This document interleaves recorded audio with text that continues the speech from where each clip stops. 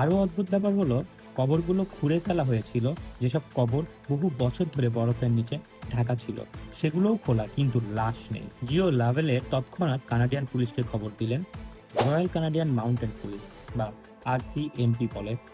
তারা এসে তদন্ত শুরু করলো, কিন্তু তারা গ্রামবাসীর কোনো চিহ্ন পেল না।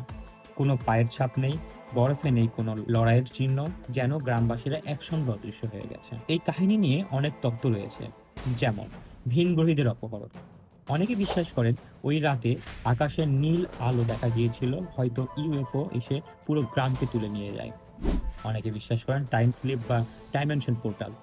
কেউ বলে তারা হঠাৎ অন্য এক মাত্রায় চলে গেছে, যেটা আমরা বুঝতেই পারিনি। অনেকে অভিশপ্ত ভূমি হিসাবেও আখ্যায়িত করে, কারণ উইনিডদের কিংবদন্তি ছিল টঙ্গার সুখ নামের এক অশুভ আত্মা, যেটি পুরো গ্রাম গিলে নিতে পারত।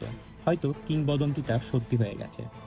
সরকারি গোপন সত্য বা কিছু ইতিহাসবিদ বলেন হয়তো কোনো প্রাকৃতিক দুর্যোগ হয়েছিল, কিন্তু সরকার আসল ঘটনা লুকিয়ে ফেলেছে।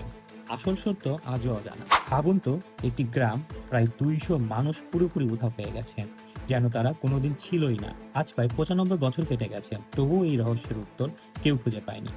আপনার কি মনে হয়, আসলে ইউএফও তাদের অপহরণ করেছিল, নাকি ভয়ঙ্কর অতি প্রাকৃতিক কোনো শক্তি? কমেন্টে জানাতে ভুলবেন না।